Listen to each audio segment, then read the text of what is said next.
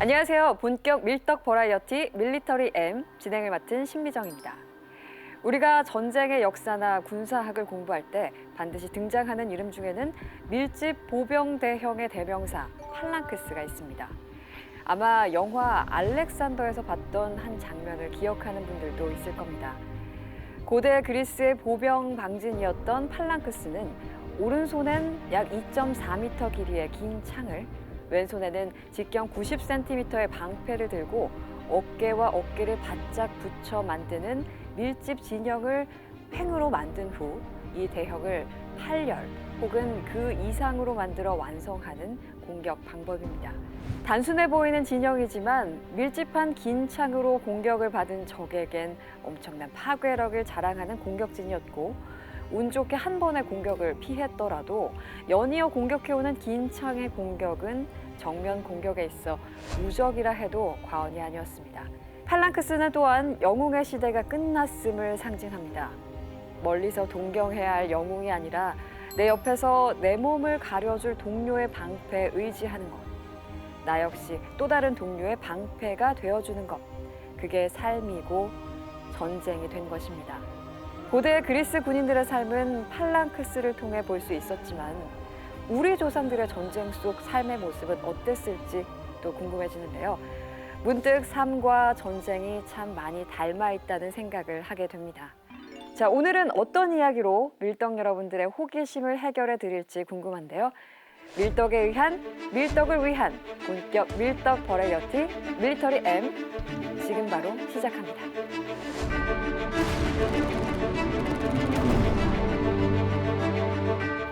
본격 밀떡 버라이어티 밀리터리 M 환장님, 팬더님 안녕하세요. 안녕하세요. 한 주 동안 잘 지내셨나요?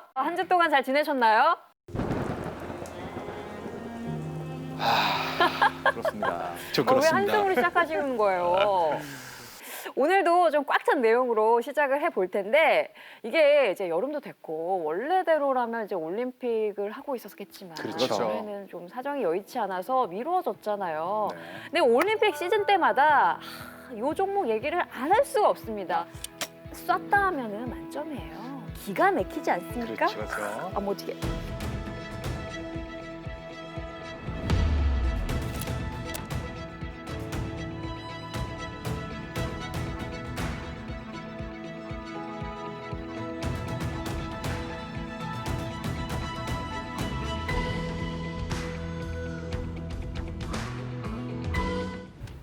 이 대한민국 양궁이 정말 대단하잖아요. 그렇죠. 도대체 그 이유가 뭘까요? 우리 조상들은 활을 왜 잘 다뤘나요? 무기라는 게 네. 전쟁과 상황과 필요에 따라 가지고 이렇게 계속 활용을 하는 거기 때문에 활을 잘 쏜다는 거는 그런 상황에 처해 있다고 말할 수 있습니다. 그렇군요. 중국의 역사서 주서를 보면은 그 성안에는 오직 군량과 무기를 비축하여 뒀다가 적군이 침입하는 날에는 곧 성안으로 들어서 굳게 지킨다라는 말이 있습니다. 고구려의 기본 전략이자 그 이후에 한민족의 기본적인 전략이 되는 청야입보 전략의 시작입니다. 그렇군요. 여기서 주목할 점은 이 과거부터 우리나라에는 이 산성이 굉장히 많았다는 거죠. 산성이요. 이 고구려 시절부터 이 한민족은 이 산성에 의지한 싸움에 굉장히 능숙한 상태였었어요. 그 산성이라는 게 뭐 남한산성, 뭐 행주산성, 뭐 그렇죠. 이런 산성 말씀하시는 거잖아요. 예. 네, 네. 근데 이 산성이 일반적인 뭐 성, 요거랑은 어떤 차이가 있을까요? 큰 차이가 있죠. 그래요? 일단 우선 산 능선이나 네. 절벽 같은 데 이렇게 삥 둘러서 쌓아놨기 때문에 음? 접근하기도 힘들고 그리고 방어하기에는 훨씬 유리하죠. 실제로 이만하면은 활을 중시할 수밖에 없다는 그 환경이라고 말할 수가 있는 거죠. 네, 뭐 산성 얘기하니까 갑자기 또 백숙도 생각이 나네요. 여름인데. 남한산성 백석 좋죠. 그렇습니다. 어쨌든 이제 활 얘기를 하고 있는데, 이 한반도 지형에 최적화된 방어 방식은 어떻게 보면 이 산성 그리고 활, 이 둘의 조합이라는 그런 얘기신 거죠. 그렇습니다. 이 조선 성종 시절에 지리서였던 동국 여지 승람이라는 걸 보면은 이 조선 초에 전국에 759개의 성곽이 있는데 그 중에서 이 산성이 182개로 가장 많았습니다. 그래요? 네, 실제로 제일 많았고, 그러다 보니까 이 굉장히 중요한 무기로 다뤄질 수밖에 없었던 거죠. 이런 산성 방어 말고도요, 또 다른 역할은 국경 지역에서 전투였습니다. 한반도 북부에 있는 이 유목민족들 같은 경우에는 이 워낙에 사냥과 전쟁 때문에 굉장히 활에 이미 익숙해 있는 상태였어요. 네. 그렇기 때문에 굉장히 발도 빠르고 원거리 공격도 할 줄 아는 이런 그 적들을 상대하기 위해서는 위력이 강한 활이 반드시 필요했던 거죠. 확실히 우리의 환경 자체도 뭐랄까 활에 좀 적합하기도 하고 또 좋은 활이 필요한 그런 상황들이 다 갖춰졌다 이렇게 볼 수 있겠네요. 조선 시대의 활에 대한 집착을 그 전대에 있었던 뭐 삼국 시대나 고려 시절보다 더하면 더했지 덜하진 않았습니다. 그래요? 당장 생각해봐도 그 조선을 건국한 태조 이성계가 신궁이라 불리죠. 활을 너무 잘 썼지 않습니까? 거기다 우리가 생각해봐야 될 게 조선은 성리학을 기반으로 만들어진 나라였다. 이걸 기억해 두셔야 됩니다. 아니 성리학 얘기까지 나왔어요. 지금 활쏘기 얘기하다가 에이, 뭐 양반들은 책보기 바빴을 텐데 언제 또 그렇게 활도 좀 쏴 제끼고 막 그랬던 겁니까? 무조건 해야 됐었죠. 왜요? 기본 과목. 그러니까 선비들이 갖춰야 될 기본 소양을 6예라고 그러거든요. 6가지 기회가 있었는데 그중에 궁시라고 활쏘기가 들어가 있었습니다. 이러다 보니까 조선에서는 활쏘기를 굉장히 강조하게 됐고 왕이 활쏘기 행사에 참여하는 대사례가 있었었고요. 네. 영조 같은 경우에는 공자께서 활쏘기로 경쟁하는 것은 군자답다고 하지 않았느냐? 라면서 치밀어 하셨어요. 그럼 일단 내가 양반이다. 그러면 어렸을 때부터 활부터 일단 배우고 보는 거군요. 그렇죠. 누구한테 배웁니까? 그 옆에 있는 스승도 있고 모든 조선에서는 네. 활의 국궁터가 다 있었어요. 공장터에서. 또 실제로 이 조선 시대의 문과 시험 같은 경우에는 네. 조금 과장을 하자면은 이 말타기와 이 활쏘기 능력 검정 시험이다 뭐 이렇게 볼 수가 있었어요. 그리고 이 문과에 실제로 합격을 하더라도 이 승진을 하기 위해서는 이 활쏘기에 매진할 수밖에 없는 환경이었죠. 또 여기에 이 기생들까지 활쏘기를 할 정도였으니까 조선 시대의 활쏘기는 이 온 국민의 스포츠였다. 뭐 이렇게 말할 수도 있겠습니다. 그래요. 얘기를 듣고 보니까 진짜 우리 민족은 뭐 조선시대 그 이전부터 활이랑 뭐 뗄 수가 없는 그런 관계였다. 뭐 이렇게 봐도 될 것 같습니다. 이러다 보니까 왕이 직접 나서서 밀수를 지시할 정도까지 가게 됩니다. 밀수를 지시할 정도까지 가게 됩니다. 밀수요? 밀수요. 뭐 활을 밀수해요? 왕이 지시를 했다고요? 네. 뭐를 밀수합니까? 그 조선 성종 시절에 네. 명나라에서 활의 주재료였던 물소불 수출을 제한하게 됩니다. 그 당시에는 이제 물소불? 네. 물소불로 이제 활을 네. 만들었다. 뭐 그 얘기인가요? 네, 그러면? 오늘날로 치면은 네. 이게 물소불은 전략 물자로 분류돼가지고 오늘날에 뭐 우라늄이나 플루토늄 같은 개념이었었어요. 그런데 이 물소불을 계속 보내줬다가는 우리가 네. 강한 활을 만들 테고 그러면은 중국의 입장에서는 좋지 않겠죠, 기분이? 황소불 안 됩니까? 황소불 물소불만 썼었어요. 됩니까? 썼었습니다. 아 그래요? 근데 대체제로 썼었죠. 일단 뭐 활의 원리를 좀 알아야 돼요. 활의 원리. 이 활이라는 건 활의 탄성이 결정짓게 됩니다. 처음에는 뭐 나무를 가지고 활을 만들었지만 더 큰 탄성을 얻기 위해서 동물 뼈나 또 뭐 다른 재료를 활용한 합성궁이라는 거를 개발하기 시작했죠. 그렇군요. 이 한반도의 각궁이라는 건 사실 이 합성궁의 이 대표적인 케이스 이렇게 보시면 됩니다. 근데 여기서 가장 핵심적인 재료가 물소불이었던 거예요. 그렇군요. 야, 물소불이 진짜 귀한 거였네요. 그렇죠. 제가 소띠거든요. 고생이 많았네. 근데 좀 자세히 들어가자면 네. 당시 조선은 물소불을 뭐 많이면 주면 좋겠죠. 계속 그렇죠. 만들어야 되는데 그렇죠. 명나라에서는 수나라 쳐들어왔을 때 고구려가 다 막았었죠. 네? 당나라 왔을 때 이세민이 안시성이 쫓겨났었죠. 네? 삼국 통일했을 때 당나라가 다시 또 쫓겨났죠. 네? 그러니까 고려 시절에 몽고도 쫓아냈죠. 그때는 산성과 활의 조합이 있었던 거예요. 그러니까 한 번 거래할 때 50부, 그러니까 50개만 딱 주는 걸로 제한을 걸어버린 거예요. 이게 괜히 막 물소불 막 조선하게 많이 가져다 갔다가 활 막 이만큼만 그렇죠, 들어가지고 그렇죠. 자기한테 막 쏴 제낄까봐. 쏴 제낄까봐. 이게 외교인 겁니다. 이게 뭐 아무리 우방국이다 뭐 어쨌다 해도 핵심 뭐 전략 불자는 쉽게 우리가 넘겨주지 않겠다. 못 준다. 뭐 이런 너 하는 거 거겠네요. 뭐 그럼에도 불구하고 여기서 멈추면 우리 민족이 아니죠. 그러니까 이 물소불 제한을 극복하기 위해서 우리 조상님도 굉장히 노력을 많이 했습니다. 어떤 노력을 하셨나요? 일단 세조는 네? 흑각궁을 연습용으로 사용하지 말라고 엄명을 내립니다. 아니 왜요? 이게 연습 때부터 제대로 된 걸 써야죠. 그러니까 이거를 연습하다가 부러뜨리거나 사용하다 보면 다니까 치장 물자로 분리해놨다가 비상시에 전시에 사용했다는 거죠. 그리고 그 다음에 이 국산화 프로젝트에 실제로 돌입을 하게 됩니다. 오, 국산화요. 네. 그러면 수입산 말고. 우리 한우 써보자. 그러니까 한국소. 그러니까 한우불을 이걸로 한번 물소불로 대체할 수 있을까 없을까라는 고민을 하겠는데 그게 바로 향각궁 프로젝트입니다. 향각궁 프로젝트입니다. 아, 향각궁이요? 예. 그래요. 우리 황소도 뭐 물섭을 뭐 못지않게 뭐 언뜻받으면 비슷하게 단단하지 않을까 싶은데. 신토불, 신토불. 네. 근데 생각을 해보면 황소불이 짧습니다. 짧습니다. 짧죠.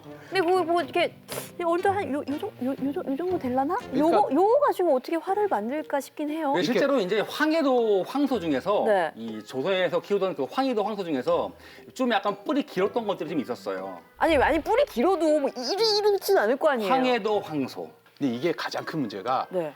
물소불은 길잖아요. 베트남 같은 데 가면은 되게 어. 긴 데어 있는데 우리 한우는 요만한 좀 이렇게 작으니까 있는데, 네. 그러니까 물소불을 그러니까 한 마리 잡으면 그걸로 한 마리 할 수 있는데 저희는 두 마리를 잡아야 됐었어요. 아, 그 풀을 이렇게 사용했었던 거죠. 두 마리에 활 한 벌. 예. 근데 이게 문제가 되는 게 성능은 어느 정도 나왔었어요. 응? 나왔었는데 세개를 붙이다 보니까 아. 이제 약간 부러지는 게 있어가지고 흑각궁에서 내구성이 좀 떨어져가지고 아. 완전하게 대체는 못했어요. 그렇군요. 그래서 또 다른 국산화 프로젝트가 하나가 또 진행된 게 있죠.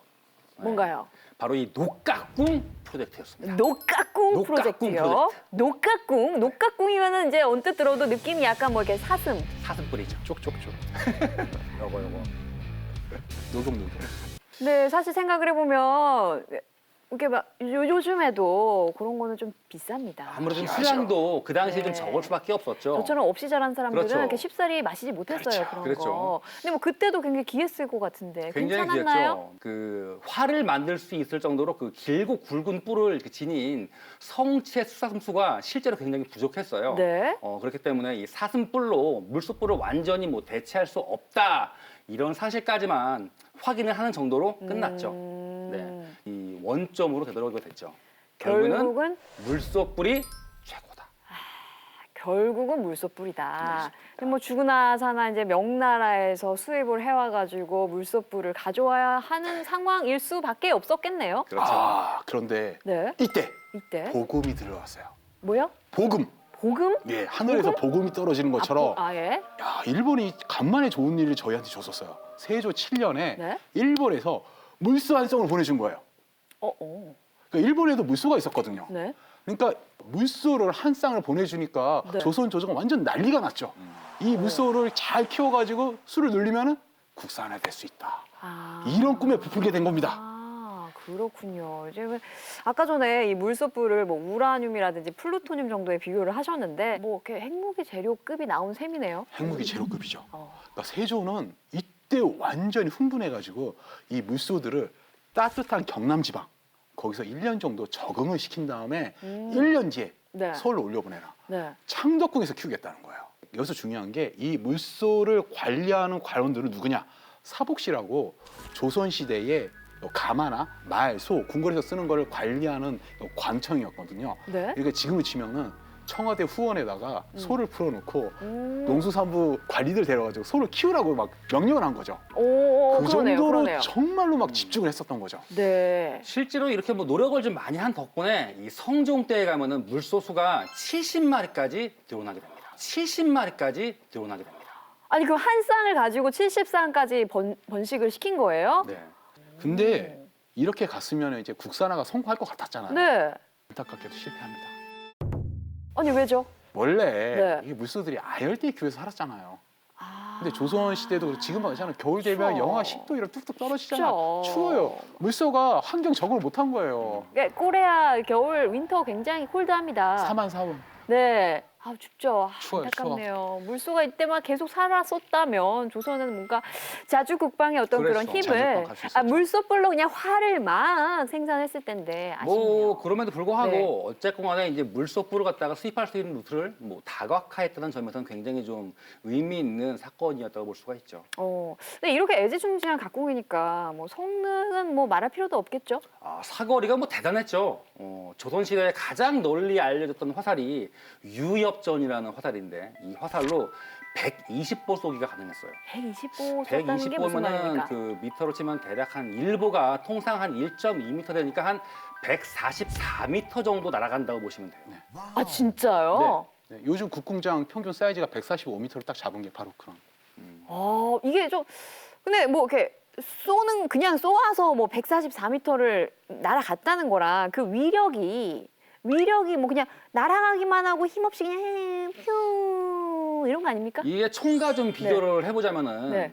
사실은 이게 뭐 얼마나 뭐 멀리 날아가는가 이거보다는 얼마나 먼 거리에서 실제로 말과 사람을 쓰러뜨릴 수 있는가 그렇죠. 더 중요한 얘기죠. 그렇죠. 조선시대 수군의 그 해상훈련 지침서라고 할 수 있는 이 수조 규식 그 책이 있는데 그 책을 보면은 이 유효 사거리에 대한 얘기가 나와요. 그러니까 실제 총 날아갈 수 있는 거리가 아니라 실제로 맞춰 쓰러뜨릴 수 있는 네. 거리에 대한 얘기가 나오는데 총통 같은 경우에는 200보 약 한 240m가 유효 사거리고 네. 그리고 조총은 약 100보 그러니까 한 120m 정도가 유효 사거리. 그리고 활은 약 90보예요. 그러니까 한 108m 정도 내에서 맞으면 치명상을 입을 수가 있다. 이렇게 보시면 됩니다. 어머 그러면 그렇게 큰 차이가 없네요. 그렇죠. 굉장히 뭐 약간 위력적인 무기라 볼 수가 있고요. 대략적으로 뭐 100m, 뭐 120m 뭐 요 정도 거리는 굉장한 위력이 있는 치명타를 입을 수가 있다. 이렇게 보시면 됩니다. 그러네요. 근데 그러니까 지금 총하고 비교해도 활의 위력이 결코 약한 무기는 아니었어요. 네. 그렇죠.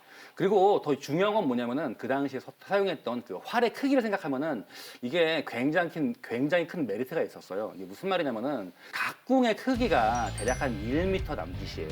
크지가 않죠. 그런데 이제 외국 특히 이제 뭐 로빈 후드나 영국 장군용으로 유명한 뭐 영국의 뭐 롱보우 같은 경우에는 네. 길이가 1.8m였어요. 너무 길네요. 엄청 그걸 길죠. 어떻게 들고 다니면 이만한데? 그렇죠. 근데 그렇죠, 그 긴 1.8m짜리 롱보우가 그 날릴 수 있는 사거리가 270m에 불과해요. 하지만 거기에 비하면 각궁은 300m까지 최대 사거리가 300m까지 날아갈 수 있던 걸 그 생각을 해보면은 네. 굉장히 그 길이 대비 네. 위력이 엄청난 무기라고 볼 수가 있는 거죠. 그러니까 생각해보면 활을 잘 쏘기도 잘 쏘지만 맹글기도 잘 맹글었네요. 장난 길었죠. 네, 기가 막히네요.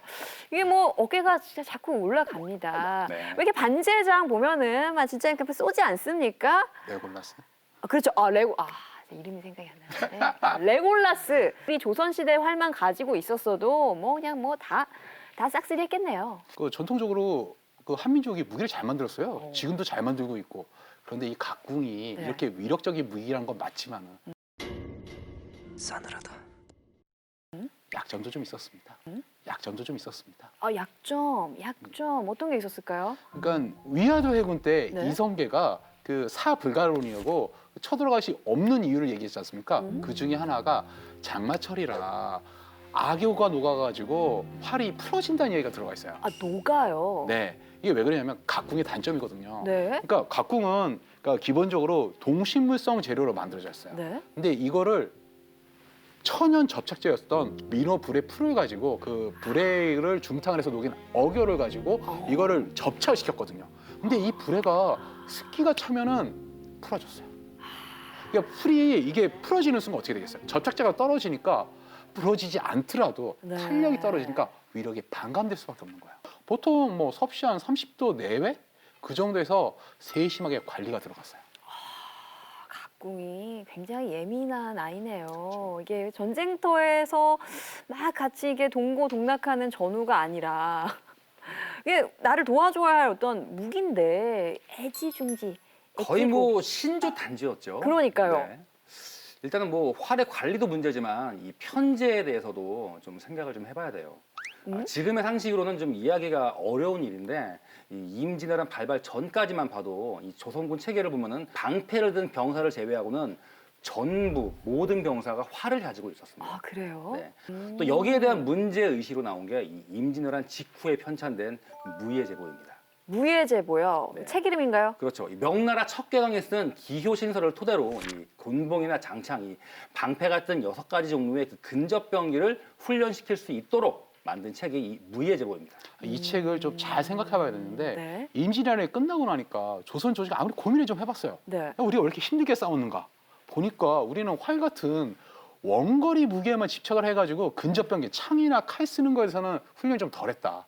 이거를 좀 가르쳐야지만 다음번에 해도 우리가 좀 싸워서 이기지 않을까? 라서 나온 책이 이 책이었거든요. 그러니까 뭐 굳이 뭐 요즘 입시로 비교를 하자면 국영수 중에서 뭐 그냥 국어 정도 담당하고 있는 활만 너무 강조를 해가지고 입시에 실패했다. 그렇죠. 그렇게 원인을 보시면 그렇게 됩니다. 보시면 되겠네요. 네, 이 임진왜란 직후에 조총이 실제로 보급이 많이 됐어요. 예, 조총이 많이 보급됐고 광해군 시절에는 이 국내 생산이 총을 만들어낼 수 있을 정도가 됐어요. 네. 그래가지고 이 비약적으로 조총 생산이 팍팍 늘어났는데 정묘호란 당시에 그 조선군의 주력은 조총이었죠.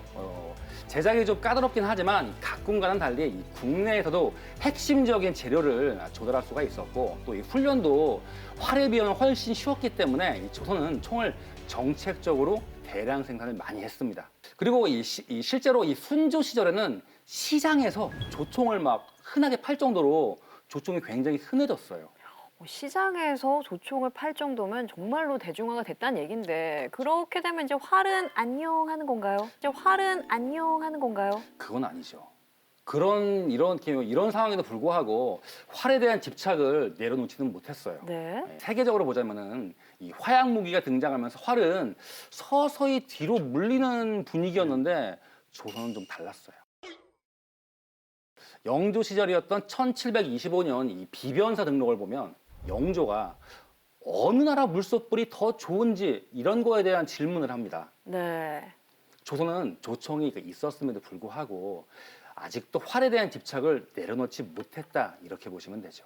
근데 총이 뭐 대중화도 됐고 뭐 위력으로 보나 뭐 또 무게로 보나 관리하는 걸로 보나 더 나을 것 같은데 왜 그랬을까요?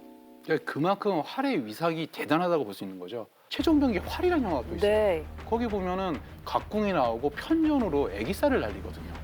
편전 그 통화를 놓고 쑥 날리는데 네. 이게 무슨 얘기냐면은 조선 시대에서는 활이 차지하는 비중이 그 정도 컸었다는 겁니다.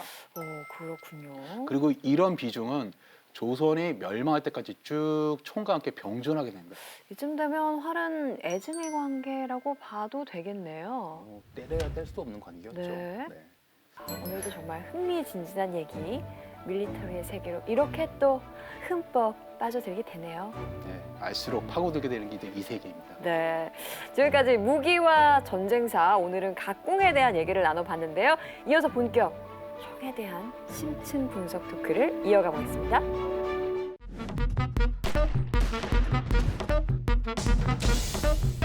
밀리터리 M에서 야심차게 기획한 총 대 총 코너. 그 두 번째 시간, 독서 전쟁 최강의 볼트 액션 소총을 가려라. 근데 이 독소 전쟁이면은 승부가 입이 난 전쟁이잖아요.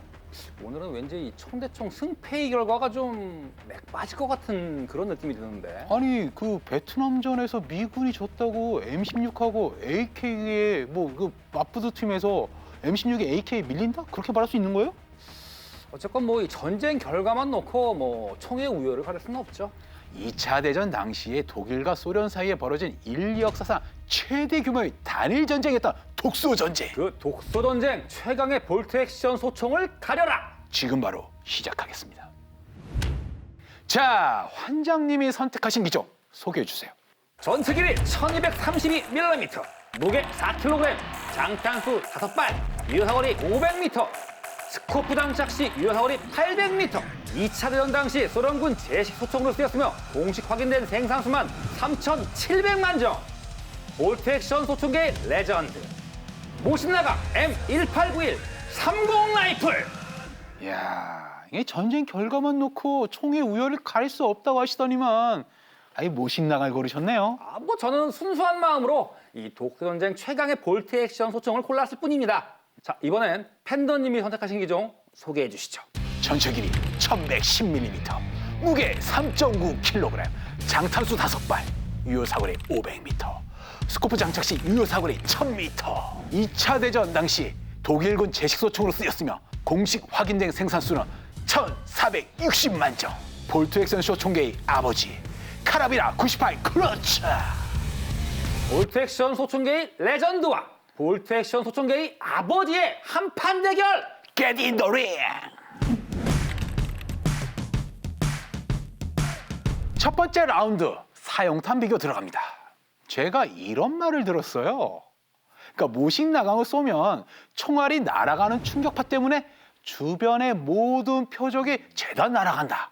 아니면은 탄화를 쏘면 어깨뼈가 탈골되고 탈골된 어깨를 반대편에 대고 한 발 더 쏘면 제자리로 돌아온다. 뭐 웃자고 한 얘기겠죠.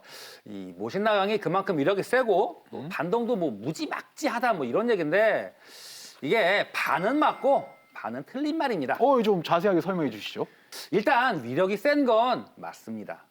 모신나강 189130 라이플은 이 7.62mm 54R탄을 쓰는데 이 총구 운동 에너지가 3,700줄 왔다 갔다 해요. 이게 강력한 탄의 대명사로 통하는 이 7.62mm 나토탄보다 조금 더 강하죠.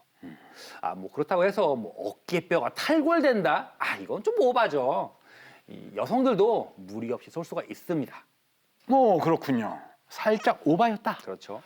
카98K는 7.92mm 57 마우저탄을 씁니다. 총구 운동 에너지는 4,000줄 내외. 2차 대전 당시 미군이 쓰던 M1 게런드급? 약간 더 세죠. 그런데 반동은 모식나강보다 부드럽다는 얘기가 지배적이죠.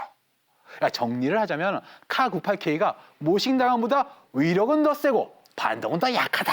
이거죠. 이 뭐 두 탄 모두 뭐 곰이나 늑대도 뭐 한 방에 다운시킬 정도니까 뭐 대인용으로는 위력이 다 차고 넘치니까 뭐 비슷하다고 치고 반동도 뭐 제가 보기에는 그나물이에 그 밥이에요. 야, 대충 문격을 넘어가시는데요. 1라운드는 탐색전이라 치고 일단 넘어가시죠. 넘어갑시다. 카98K가 작동성 면에서 완벽에 가깝다는 건 환장님도 잘 아실 텐데 왜 굳이 작동성 비교를 하자고 하셨죠? 독소전쟁이 1941년 6월에 시작됐죠. 이게 더운 여름이었다 이거예요. 그래서 이 전쟁 초기에는 칼98K가 아무 문제 없이 멀쩡하게 작동을 잘 했어요. 그런데 이 유독 추웠던 그해 겨울이 시작되면서 난리가 났죠. 칼98K의 이 총에 꽁꽁 얼어붙어가지고 나무 막대기로 전락했다 이겁니다. 아니 그건 모식나강도 마찬가지 아니었어요? 무슨 말씀. 이 모신나강은 준비가 다 된 총이었어요. 이게 뭔 말이냐면 이 저온이 되면 이 금속이 원래 좀 이렇게 수축을 하잖아요. 그렇죠. 수축. 그래서 일부러 이 금속 부품 사이에 유격을 살짝 둬서 설계를 했다 이겁니다. 그런 걸 소 뒷걸음에 지잡았다고 하는 거죠.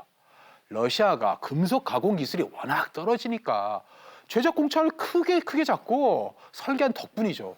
그리고 모식나강이 한겨울에 잘 버틴 거 솔직히 말합시다. 해바라기 때문이잖아요. 그거 특급 비밀인데 그거 어떻게 하셨대? 뭐 소련군 포로를 탈탈 털어서 알아냈죠. 해바라기 C 이후를 동계형 윤활유 대신에 사용했다.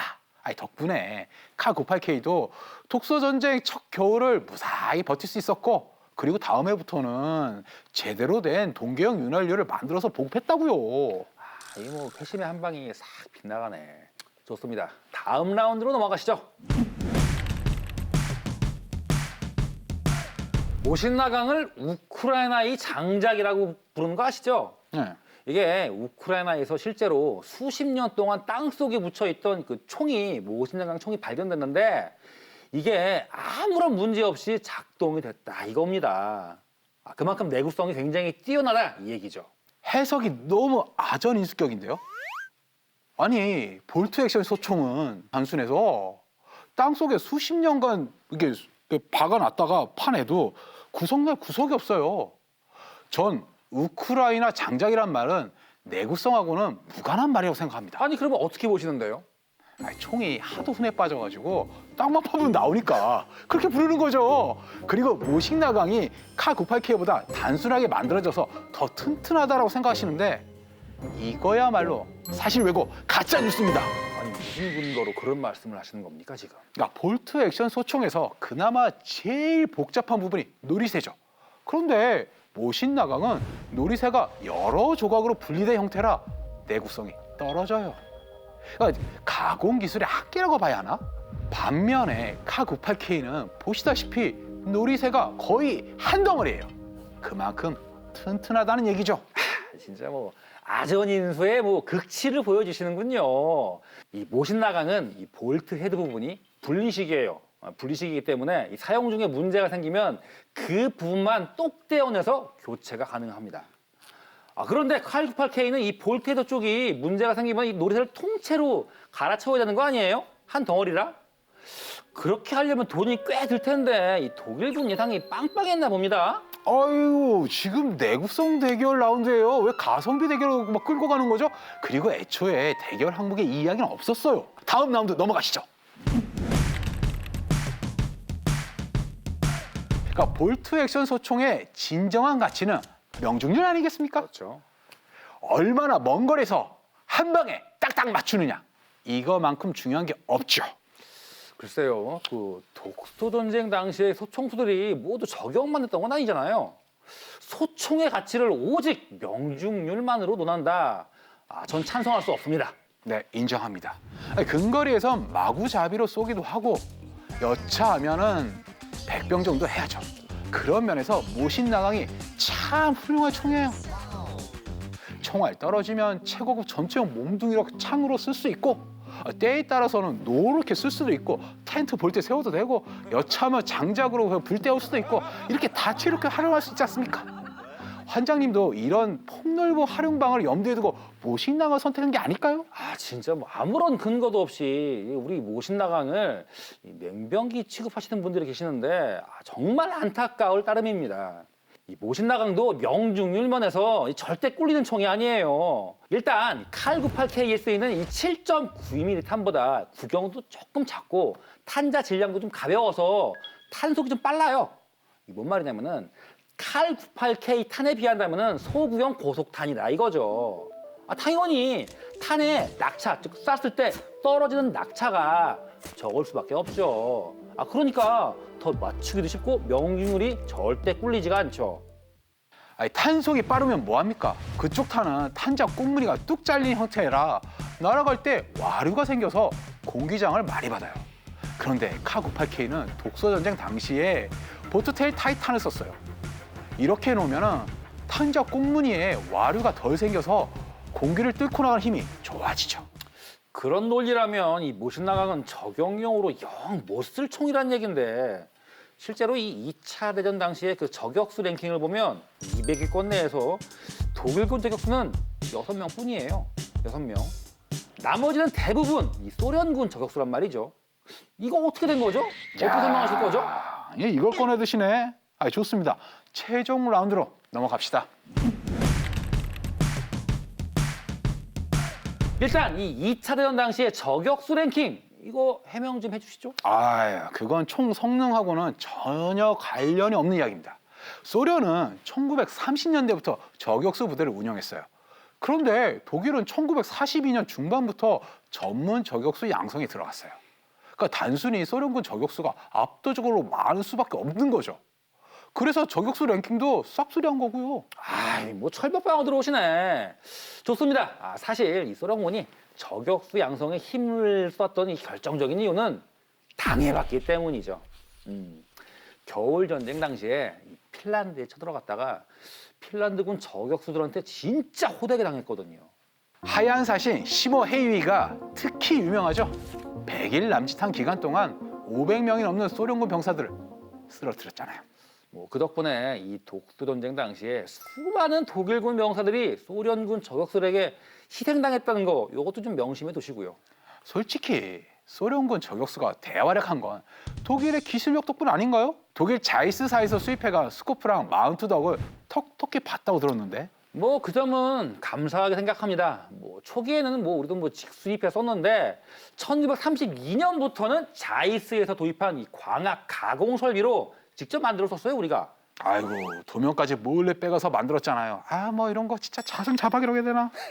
근데 결정적으로 스코프가 아무리 좋으면 뭐합니까? 총이 잘 맞아야지. 솔직히 이 모신나강을 워낙 급하게 막 찍어내고 뽑아내다 보니까 성능이 좀 약간 좀 들쭉날쭉했던 건 사실이에요. 하지만 신경 써서 만들기만 하면 이 모신나강도 칼 98K 못지않은 저격총으로 변신 가능하다. 이게 중요한 거죠. 카98K의 위험을 직접 설명해 주시다니 감사합니다. 그게 아니라 명총이란 얘기가 아니야 이미 다 했어. 뱉었어. 모신나강은 1891년 러시아군 제식 소총으로 채택된 이래 1차, 2차 대전과 베트남 전쟁을 거쳐 최근에 아프가니스탄 전쟁에서도 그 모습을 드러냈습니다. 총기 역사상 가장 오랜 기간 현역으로 활약할 수 있었던 비결은 기본에 충실한 설계와 단순한 구조 그리고 저렴한 가격 덕분이었죠. 그래서 모신나강은 싸구려 총으로 치부되기도 합니다. 하지만 오늘 이 시간을 통해 그 편견이 조금이라도 벗겨질 수 있기를 기원해 봅니다. 카98K라는 총을 가장 명료하게 설명할 수 있는 말로 뭐가 있을까요? 전 클라스라는 단어를 떠올렸습니다. 한때 중부 유럽의 표준탄으로 쓰이기도 했던 7.92mm 마우저탄. 이 강력하고 정밀한 탄을 카98K가 안정적으로 날려보낼 수 있었던 비결은 무엇이었을까요? 바로 사용자 편의를 고려한 완벽한 설계와 게르만 장인의 손길이 더해진 완성도 덕분이죠. 볼트 액션 소총 시대의 기준을 마련했던 카98K. 클라스는 영원합니다. 모신나강 대 칼98K.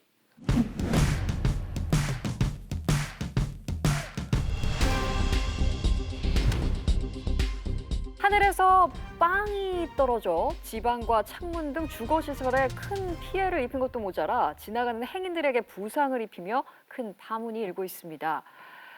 폭격기가 저공비행으로 빵을 투하하면서 벌어진 사건인데요. 현장을 취재한 팬더 기자가 스튜디오에 나왔습니다.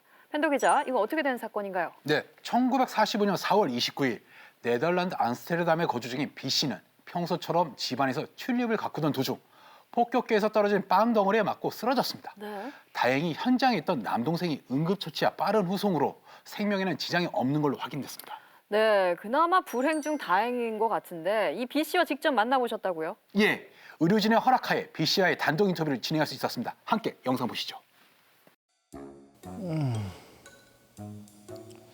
이게 아침부터 이 느낌이 좀 그렇더라고요. 그거 아시죠? 뭐 쎄한 느낌? 기분이 좀 뭔가 좀 있을 것 같은 그런 느낌? 에이, 폭격기는 많이 봤죠. 밤에는 영국군, 낮에는 뭐 미군이 뭐 툭하면 날아와서 폭격하고 그랬거든요. 뭐 처음에는 나국이라고 생각하고 뭐 하던 튤립 손질이나 할까 했는데 갑자기 이 코앞에서 폭격창이 덜컹 열리더라고요.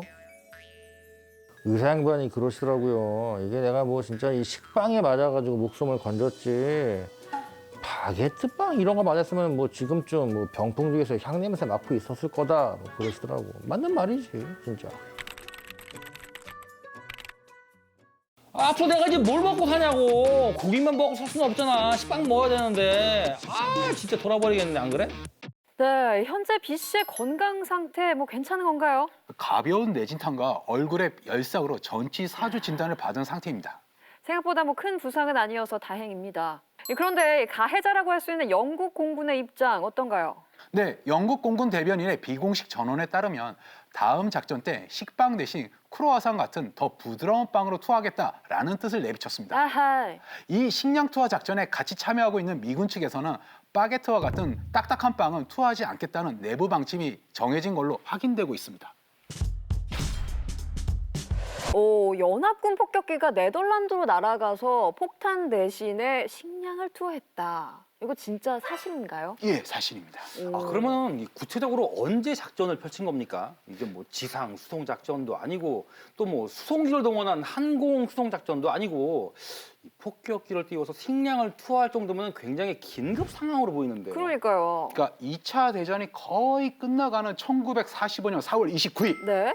영국 폭격기 2대가 네덜란드로 돌아가서 식량을 투하했습니다. 이게 작전명 만나의 시작이었는데 만나. 네. 성경에 나오는 만나.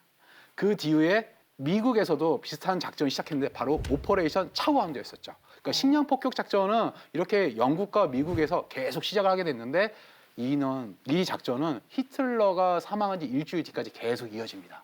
이게 언제 저는 잘 이해가 안 되거든요. 전쟁이 뭐 이미 끝난 거 아닙니까? 근데 네덜란드에서 도대체 무슨 일이 벌어졌길래 계속 이어지고 있는 건가요? 그러니까 이 식량 폭격 작전의 뿌리를 이렇게 거슬러 올라가 보면은 네. 1944년 9월 17일에 마켓 가든 작전까지 올라갑니다. 아, 마켓 가든 작전이에요? 네. 제가 그냥 불만이 있는데요. 지난주부터. 전문가시니까 당연히 안다고 생각하고 너무 막 던지시는 거 아니에요? 그냥 간단히 작전 개요를 설명드리겠습니다. 네. 그러니까 훔쳐의 나라 네덜란드를 진건달이 사나워가지고 이렇게 돌아가서 독일을 침투해보자라는 거였는데 네. 저지대 국가니까 네. 제방도 많고 운하도 많고 다리도 있지 않습니까? 음. 그러니까 연합군이 네덜란드 넘어갈 때쯤 되면은 독일군이 네덜란드 점령지대 독일군이 길목을 막아버리면은 진격을 못하지 않습니까? 그때 아이디어를 내놓은 사람이 영국의 몽고메리 장군이었어요. 들어봤어요. 네, 이 양반이 그 공수부대를 먼저 보내가지고 이 네덜란드의 다리를 먼저 확보한 후에 이 기갑 부대들이 이 진경로를 따라서 네덜란드를 거쳐서 독일 본토로 들어간다 네. 이런 작전이었죠. 근데 문제가 있었는데 뭐였냐면 이 공수부대라고 하더라도 본질은 알보병이라는 겁니다. 사실은 이 알보병이 보병보다 더 취약한 존재죠. 이게 왜 그러냐면은 비행기에 들고 탈 수 있는 무기에 무게가 제한이 걸리기 때문에 네. 좋은 무기를 들고 갈 수가 없는 거죠. 총 같은 거 그런 거 되는데 만약에 탱크를 상대하려면은 잘하는 바주카포 같은 거 아실 거 아닙니까? 큰 거. 큰 거. 네. 어깨에 메고 쏘고 이런 거 하려면은 무게 좀 많이 들어가잖아요. 그렇죠. 그런 큰 무기를 못 쓰니까 뭐 네. 가져갈 수 있는 무기가 뭐 소총, 뭐 바주카포, 뭐 박격포 이런 수준이기 그러니까 때문에 탱크를 비행기 태울 수는 없는 거잖아요. 뭐 안 되죠. 그 당시에는. 그래요. 이해가 조금 이제 됩니다. 예. 근데 이게 네덜란드에 독일군 기갑 부대가 있었다. 이거는 무슨 얘기입니까? 영국과 미국의 그 공수부대 19,000명 정도가 실제로 네덜란드에서 굉장히 분전을 했어요. 하지만 이 탱크를 상대로 싸우기는 정말 어렵기 때문에 굉장히 피해를 많이 봤죠. 네, 그렇게 해서 어쨌든 결론은 마켓 가든 작전이 실패했다. 그렇죠.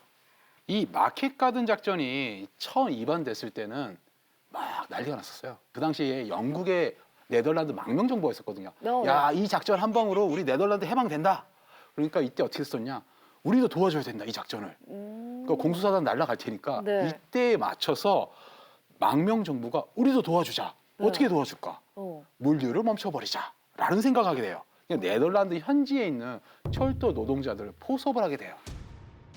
너희들 우리 작전 들어가니까 네. 너희들이 물류를 멈춰버리면은 네. 우리가 더 잘 싸울 수 있어. 독일군이 못 움직이니까. 어. 라고 얘기했고 네덜란드 그 철도 노동자들은 애국심에서 우리가 살아남으려면 독일에게 반항을 해야 된다. 이때 네. 우리가 들고 일어나자가 된 겁니다. 이 상황에서 물류가 멈춘 상황에서 비행기가 날라왔고 공수부대 떨어졌어요. 네. 공수부대 낙하를 한 다음에 주요 다리를 다 점거를 해요. 영화 뭐 머나먼 다리나 뭐 HBO에서 나오는 밴드 오브 브라더스에서 잘 나와 있거든요. 잘 낙하도 하고 목표로 했던 다리도 점거했고 다 했는데 문제는 기갑 부대가 네. 넘어와야 되는데 네. 매복에 걸린 거예요, 독일 군들한테. 탱크가 못 온 상태에서 네. 독일 탱크들이 그 연합군 공수부대원을 공격하기 시작한 거죠. 뭐 결론적으로 뭐 작전은 실패하게 되죠. 문제는 이때부터인데 당시 그 네덜란드에 그 주둔하고 있던 독일군 총사령관이었던 쿠르트 슈트덴트라는 양반이 있었어요. 이 양반이 이 네덜란드의 괘씸한 행동을 도저히 뭐 묵과할 수 없다. 뭐 이렇게 뭐 협박을 하면서 마켓 가든 작전이 완전히 실패를 끝난 1944년 10월 이 네덜란드에 대한 보복 작전에 들어갑니다. 보복을 어떻게 했죠?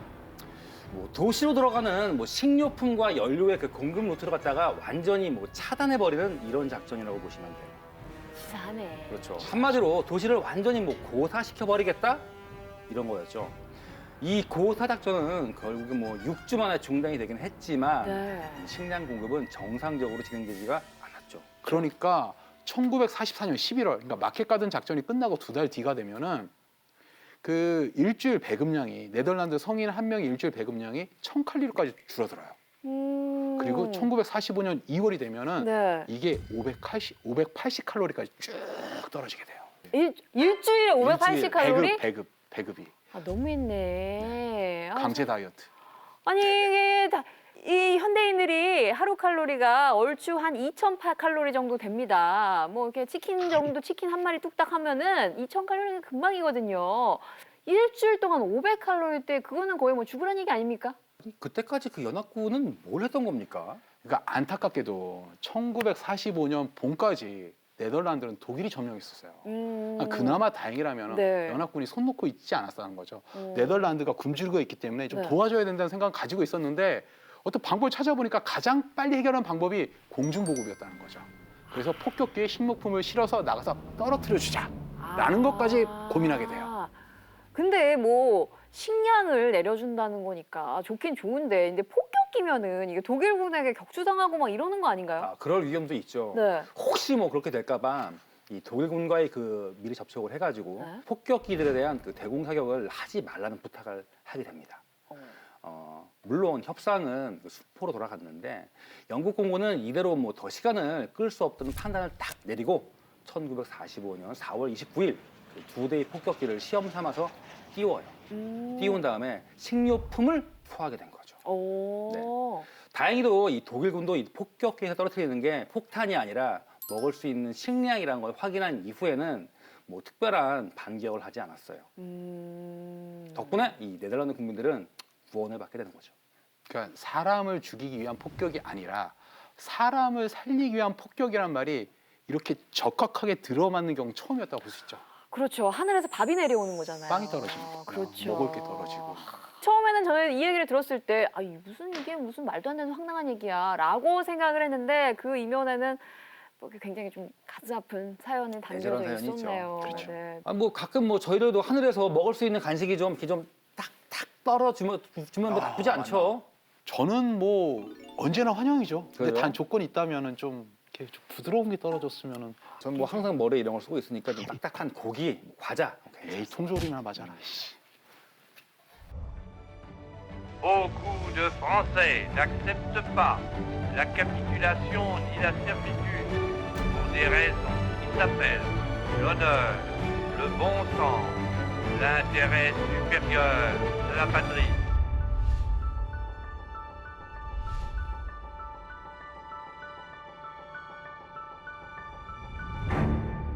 네, 샤를 드골의 이 연설이 프랑스 현대 사회에서 변곡점으로 여겨진다고 하던데요. 그렇습니다. 이 이야기를 했던 1940년 당시 상황은 나치 독일의 전격적인 침공으로 프랑스가 패전 직전에 몰렸을 때입니다.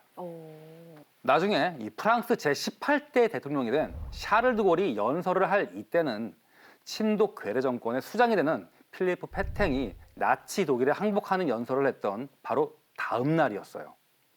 프랑스의 매국노 페탱의 호소는 하루 뒤 영국 런던 BBC 스튜디오에서는 마이크를 잡은 샤를 드골의 이 메시지는 프랑스가 아직 전쟁에서 완전히 진 것이 아님을, 프랑스의 정통성은 자유 프랑스에 있음을 밝힌 말입니다.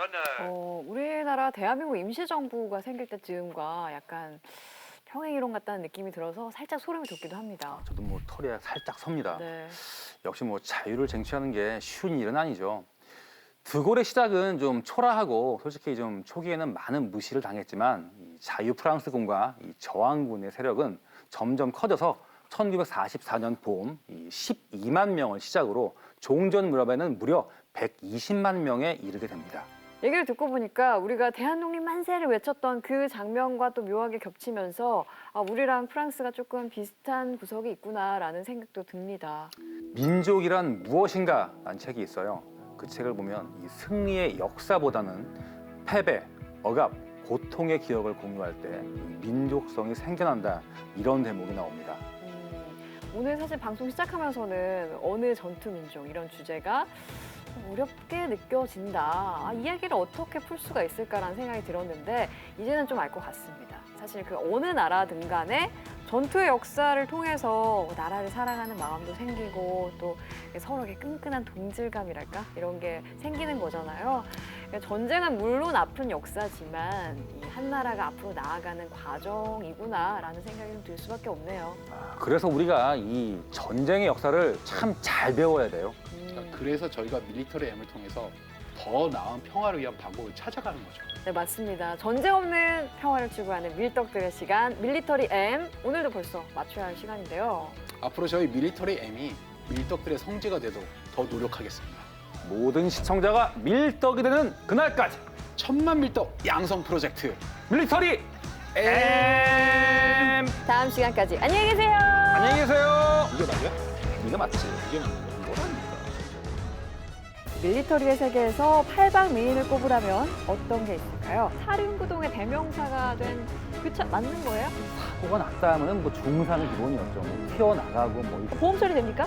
역대 최강의 다목적 기관총 무엇인가? 이건 사실 적시에 의한 명예훼손에 해당하는 사안입니다. 뭐라고요? 보드카병에 들어가 있는 콜라. 캬 하고 이렇게 들어 한번 했을 때 그 시원함.